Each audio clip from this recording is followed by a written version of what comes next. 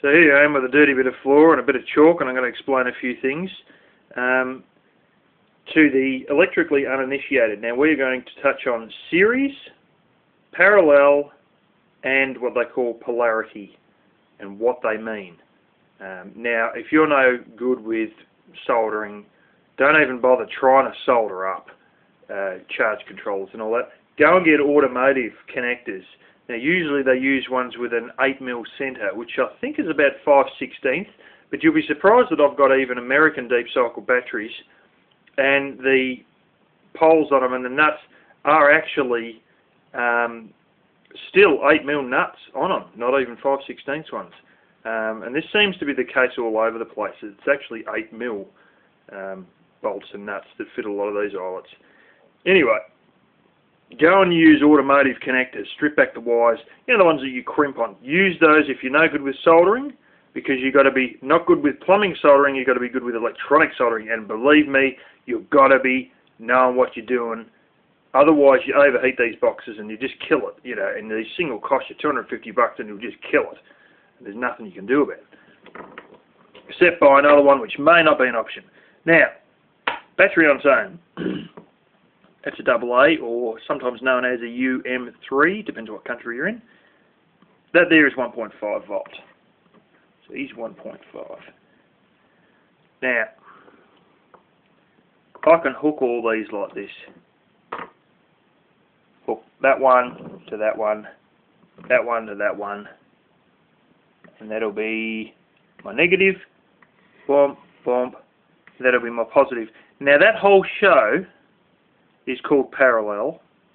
That will stay at 1.5 volt. But I can do things a bit differently.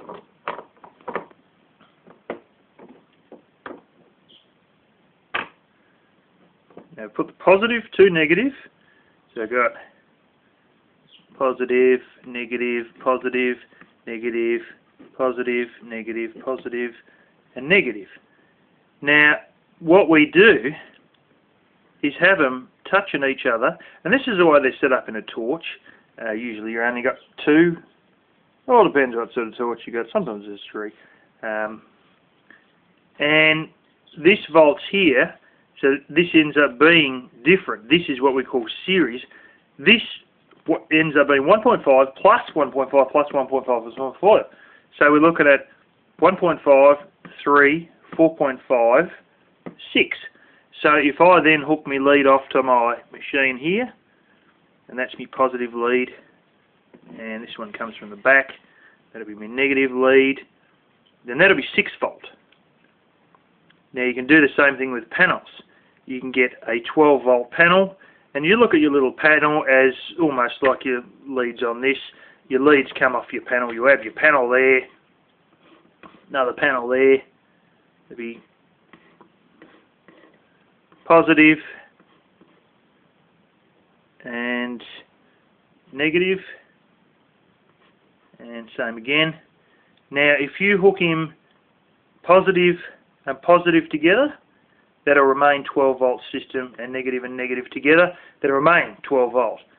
But if you've got 24 volts of batteries, because you've hooked them end to end like I was with this one, what you can do is you might have two 12 volts hooked together. You can actually get 2 volt deep cycles. These are often seen in sort of golf carts, and when I worked in the nursery we had electric vehicles, and they had 2 volt batteries in them as well. They're full like a car sized one, but they're only 2 volts. And how you know, rig your system up, if you go 12 or 24, well, you can rig your panels the same way.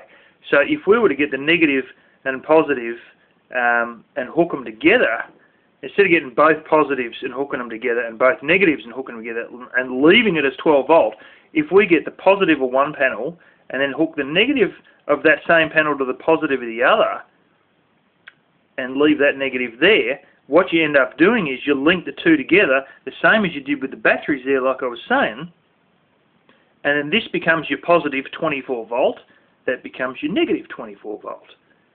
But you join those two together to do that.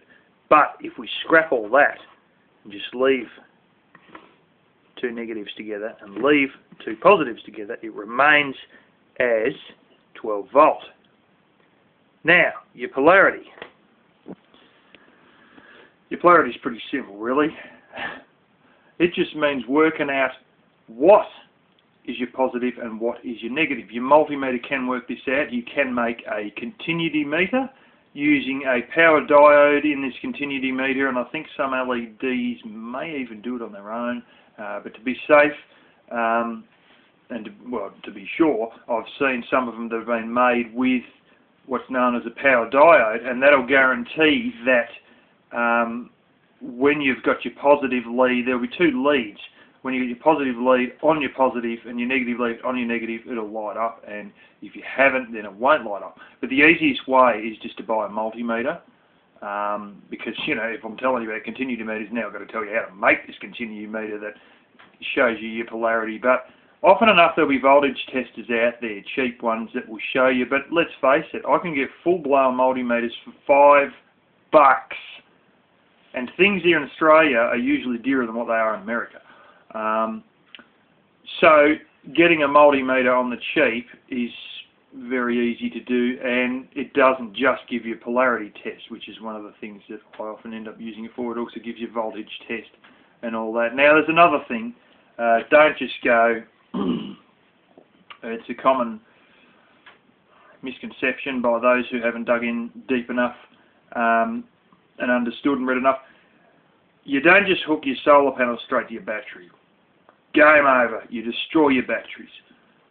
You've got to have the solar panels going to a charge controller, and then the charge controller goes to the battery. And it tells you all the leads on there and what to do it.